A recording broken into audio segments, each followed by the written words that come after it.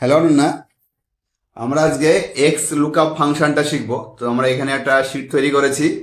তো এবং বাম দিকে আইডি লিখেছি 1605।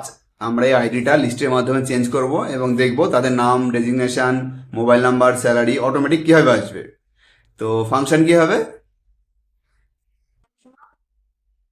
x সমান সমান এক্স লুকআপ, তারপরে ফার্স্ট ব্র্যাকেট, এবং আমরা এখানে লুকআপ ভ্যালু হিসাবে যেহেতু আইডি লিখলে চেঞ্জ করব তাই আইডিটাই ক্লিক করব।